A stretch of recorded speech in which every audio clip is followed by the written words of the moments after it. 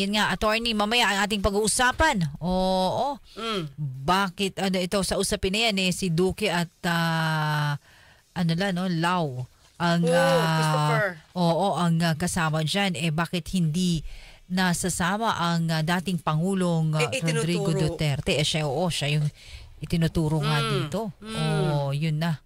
Sabi ni Addictus Rex, Attorney Claire, private na agad yung kay Coach. Coach. Okay. Ano ulit? Private daw. Anong private? Oo nga. Bakit nga? Oo. Ayan, nandiyan yung ating mga kayubi. Oo. So anyway, Attorney Claire, okay. Okay. Sige, may mga tanong na rin mamaya. Okay, Attorney. Sige po, ayan. So yun nga ating usapin. Dahil nga, attorney, di ba, mainit na mainit kagabi yung ating pinag-uusapan pa rin. So bakit nga yung pinaka mastermind ba? Ayan. Yes, sabi ni Mylene. Alam mo, ina-analyze ko rin yan di ba? Even before na nagkakaroon ng hearing sa Senado, napipinpoint na ni Senator Gordon, prior dito sa pag-amin, partner, prior sa pag-amin itong si kasi syempre tingnan ko muna yung mga dating hearing prior sa pag-amin itong si Secretary Duque, na isip na o parang nasa findings na, nasa utak na ni Senator Gordon na si Pangulong Duterte talaga yung nagbasbas. May basbas. Alam ko parang yun yung word pa nga na ginamit niya Dahil hindi naman ito makakakilos ng gano'ng kalaking halaga kung walang basbas. Nagsisimula palang lumabas ang katotohanan. Yan ang iginiit ni dating Senator Richard Gordon kasunod ng 60 araw na suspension sa mga dati at kasulukuyang opisyal ng DOH, DBM at ng Ombudsman. Ayon kay Gordon, makatutulong ang maliliit na suspended official sa pagtukoy sa mga nasa likod ng anomalya. Lalabas kayo yan, tatanungin niya mga yan, anong naging partisipasyon nito mga tao ito. Sumunod ba kayo sa kanila? Did you follow an unlawful order? Alam niyo mali, hindi niyo kinwestiyonan. Lalabas lahat yan. Sa questionableng procurement deal ng DOH, 1.4 billion pesos na halaga ng COVID-19 test kits ang binili sa Pharmaly Pharmaceuticals na iniimbestigahan ng Senate Blue Ribbon Committee sa pangunguna ni Gordon. Inirekomenda na kasuhan ang mga opisyal ng 3 ahensya ng plunder, graft at iba pang criminal charges dahil sa anomalya. Pag-amin din ng dating senador, hindi naging madali ang investigasyon dahil tinatakot ang mga isinasalang. Pinuna rin ni Gordon ang tila kawalan ng suporta ni dating Pangulong Rodrigo Duterte sa investigasyon ng Senado at COA sa Pharmaly scandal. Kung siya ang presidente natin, dapat sige, imbestigahan niya at kung ano mahuli niyo, susuporta ko kayo.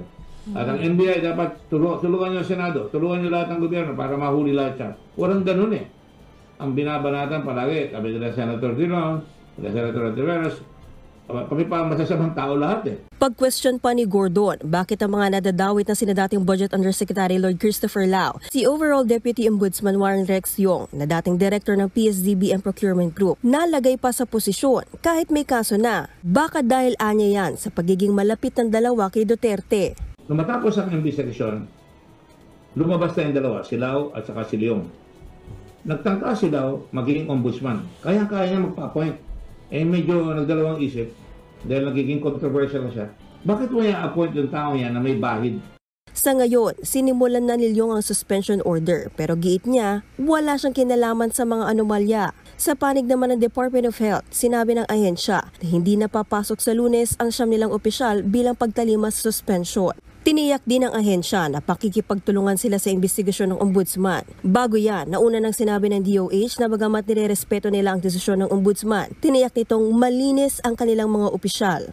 Binavouch natin ang integridad, ang commitment to the service. Dekada na po ang binibilang dito po sa serbisyo ng mga taong nakasangkot dito sa sinabing preventive suspension na to. Nagbabalita mula sa Frontline, Camille Samonte, News 5. Diba? Kaya tandaan natin, partner, kahit anong batikos dati kay Secretary Duque, na resign, actually, diba? Resign. Oo. Daming nun attorney, di ba? Palawagan Hindi siya pinag-resign. Diba? Hindi siya pinag-resign. At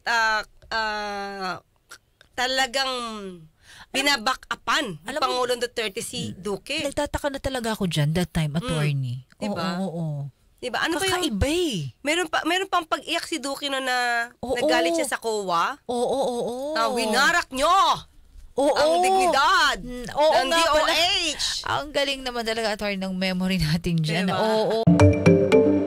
An emotional Health Secretary Francisco Duque III faces a House committee Tuesday, August 17, following a controversial audit report of his department's COVID-19 funds amounting to 67.3 billion pesos. Por Diyos, por Santo, maawa naman kayo.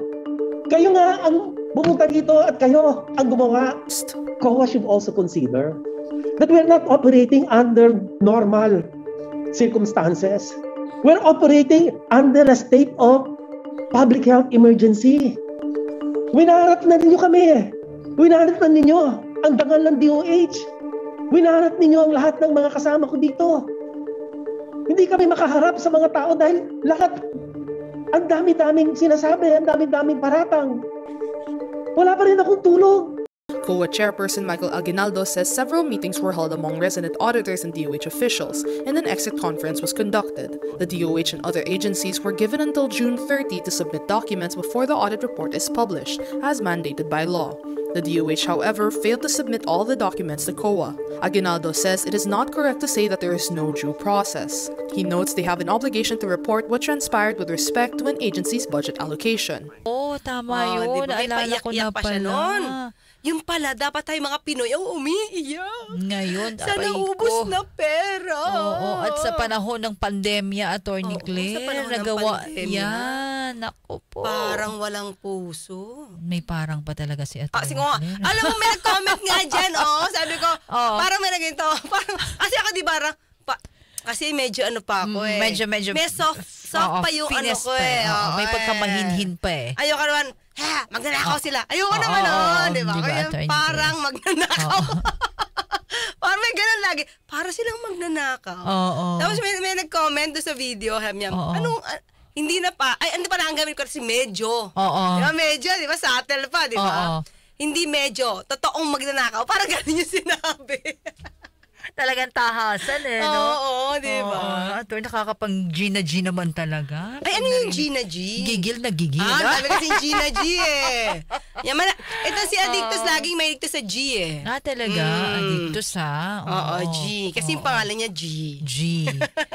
Nakakaano, Attorney Claire talaga. Tapos, ayun nga, bakit hindi yung mastermind? Si MUG, si Sweet Days, si MG Envision, si Rogel Domingo Ramos. Uy, nandito pala si si Tomasito.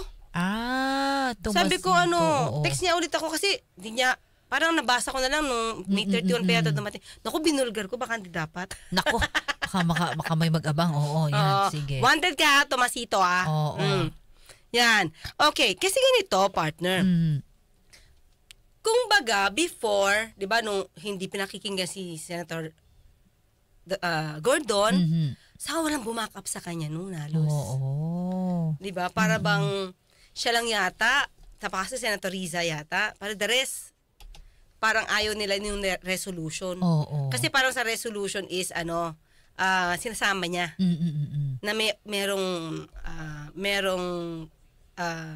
connection. Merong kinalaman.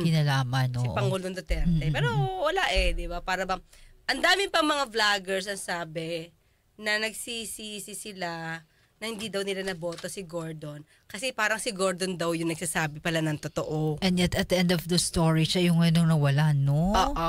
Kasi, di natin masasabi, as of now, di naman natin masasabi pa talaga kung ano. Totoo naman, Attorney. Wala pa naman nagigilty. Diba? Di naman natin pwede, may kasalanan talaga si Pangulong Duterte. Hindi naman. Hindi po. Diba? Hindi naman.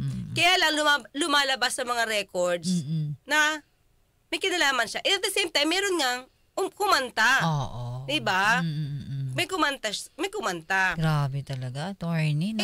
Can this be one of the reasons kung bakit hindi na siya pinayagan na pumunta sa Senado for hearing?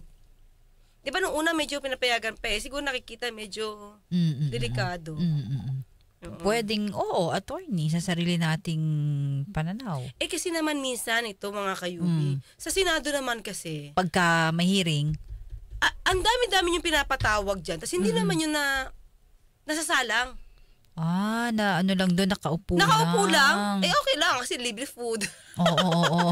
Kailan yung oras, malay may mga tao may ginagawa naman talaga. Oo. Sa akin tingin ko, i-schedule nyo. Halimbawa, ang kailangan nyo na spokesperson, resource person, si kapartner ko si Jen. Diba? Ako lang, halimbawa, attorney. Siguraduhin nyo na yung araw na yun, matatanong siya. Oo. Para hindi masayang. Oo. Kasi ang dami-dami nyo pinapatawag, sa totoo lang. Dami-dami nyo pinapatawag, tapos hindi nyo naman alam kung matatanong nyo. Patawag si ganyan, patawag si ganon, imbitay mo si ganyan, imbitay mo si ganon. Party dating. Diba? Birthday party dating. Pinapaimbita lahat. Nandun lahat. Tapos hindi naman lahat masasala. Kasi bakit? Nakita kasi ako isang abogado, kilalang abogado. Ano, attorney? Invited. Pero naubos ko yung hearing, di nga siya natanong. Sayang. Diba? Oo. Tingin ko yun. Kasi syempre at that time, medyo pandemic pa tayo. Di syempre, talaga kailangan ng kasipagan itong si Secretary Duque. Syempre. Oo. Tanong natin, ganun ba siya kasipag nun? Ayun lang. Diba? Alam mo kung bakit? Kasi ang dami-dami niya, di ba at that time, ang dami-dami niya kinukuhang posisyon. Kasi parang isa yun sa requirement. O isa talaga sa magiging posisyon niya yun dahil secretary siya ng DOH. Pero di ba nagkaroon ng problema sa PhilHealth dahil din sa kanya? Dahil sabi niya, hindi ako nakaka-attend ng mga meeting, wala akong alam dyan. Kung ano man nangyari, anomalya dyan. Hugas kamay. Ano na nga yun, attorney, Di ba? Hindi ko na alam kung ano nangyari doon sa kaso na yun, di ba? Hindi natin rinig, Well, anyway, balik tayo doon sa sinasabi natin na nagtatanong kasi, di ba? Tinatanong din si Senator Gordon, bakit hindi napasama si dating Pangulong Duterte? Hindi rin nakasama si Michael Yang. Sila yung mapapansin mong promotor. Oo. Di ba? Kahit sabi mo private si Michael Yang partner, kailangan in conspiracy yan Oo. In conspiracy with the public employees. Pwede mong isama yun. Ba't hindi nakasuhan si Michael Yang?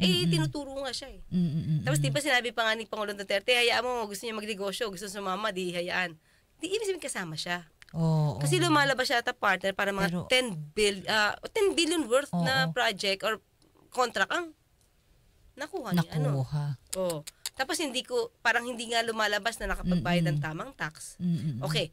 Ngayon, di ba sa ombudsman kasi, partner, ang nag-file. Ito ang sabi ni Senator Gordon, ayon sa kanilang mga naimbestigahan, pero parang hindi pa to complete. 11B. Wow, 11 ang nawawala. Yun, laki. 11B. Diba? Kung tutusin mo, saan napunta yung 11B? Diba? Saan nga nila dinala? Saan nadala? Ito nga, may nagbiro 11B lang ba siya? Isa pa yan. 11B lang ba? Yung sinasabing hindi ma-i-account ni Pangulong Duterte? Mas malaki si dahil siya ni anak niya.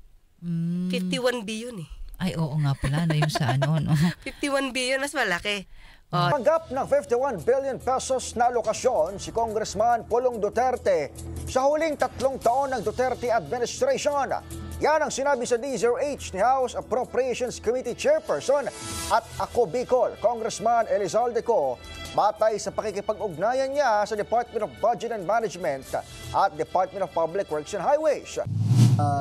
DBM naman, I think, they're going to issue formal and totoo rin daw po, and gusto ko lang sana magkaroon ng formal na dokumento just to make sure na itong pero on the phone they confirm na nagulat din po na masyadong malaki, very historical itong sobrang paglobo ng pondo sa First District ng Davao City. Pag nakikita nyo dyan sa itong lista, almost lahat po yan na Mindanao. Kaya nagtaka ho talaga ako na sana dapat wala na hong baha sa Davao City kung nagamit po yun ng tamang naiplano.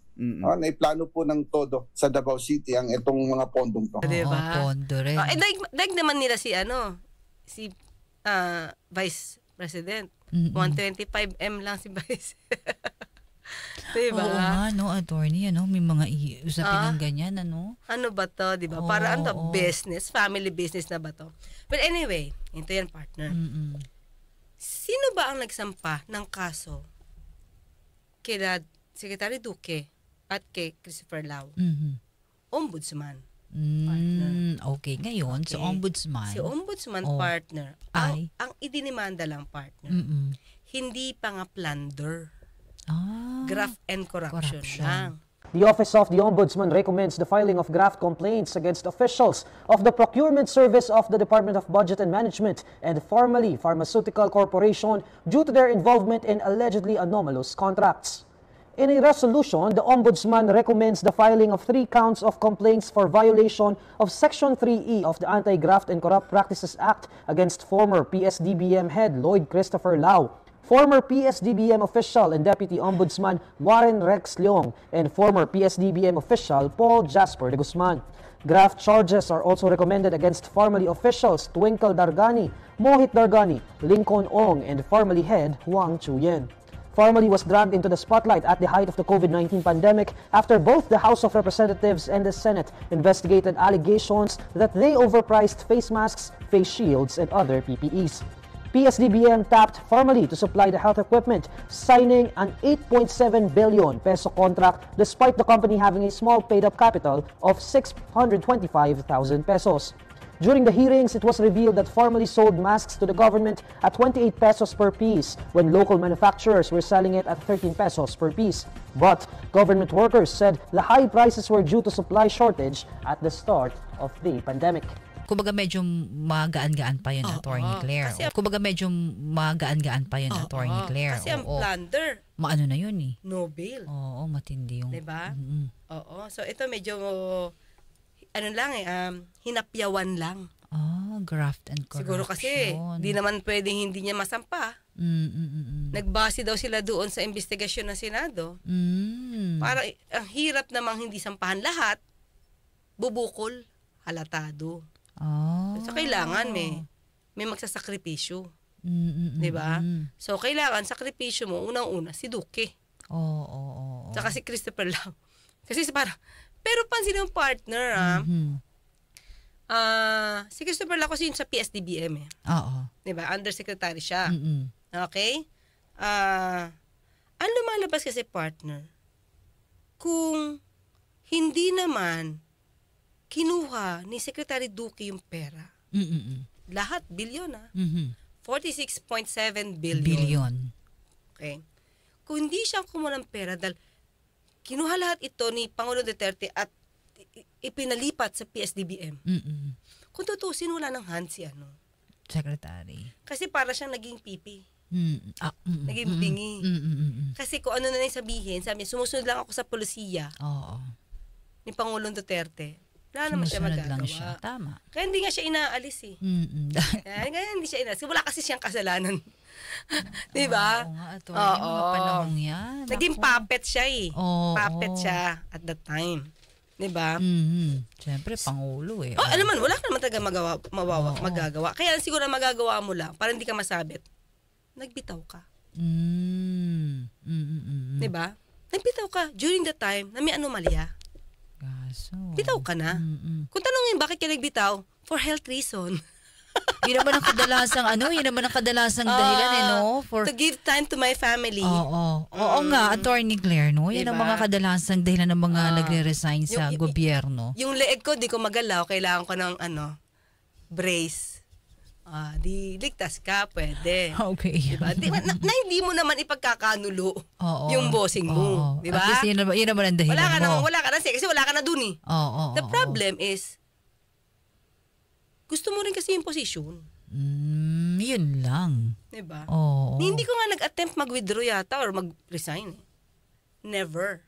Kahit ang dami-dami ng anomalya sa'yo, patungkol sa mga frontliners na hindi nabibigyan ng benepisyo, PhilHealth, Yeah, na ang hindi pa dami, nga no, tapos yun no, wala nang balita, na may mga ospital Oo. na nag-aabuso, Mm-mm. binabayaran nyo lang, ganon. So yun, partner. So, lumalabas dito, siguro nga dapat isama ka kasi may alam ka rin. Although hindi ikaw, yung may kamay, kinusinti mo eh. Yun ang doon, Attorney Claire, yung pagkonsinte. Kasi alam mo, di ba? May kinalaman. When in fact, ikaw na DOH, alam mo sa sarili mo na hindi yan dapat ibinibigay sa PSDBM dahil hindi nga to commonly used na product. Oo, hindi pa Face laging mask, face shield. ginagamit. Oo. At kayo mismo ang nakakaalam kung ano dapat ang o-orderin. Tapos sabi niya, ay hindi ako marunong ng hindi ako marunong paano yung procedure pagka emergency. Ba't di ka magtanong? Oh. Tanong mo. Tama. Paano? Procedure. Pero ikaw, ang bumili, ikaw mag-order. Diretso na. Diba? Pwede namang gawin yun, Attorney Claire. Pag gusto, may paraan, di ba? Ang problema, kahit gusto niya, wala siyang paraan. Yun lang. Kasi meron nagkukumpas doon sa pera. Oo. Kailangan niyang sumunod, Attorney Claire. Bilyones yun, partner. Laki, no? Hindi kayang bilangin yun, Ngayon, bakit nga ba itong si Ombudsman Martires, yung dalawa lang ang sinampahan ng kaso, bakit hindi napasama si dating Pangulong Duterte at saka si Michael Yang? Itinuturo rin si Michael Yang. Oo.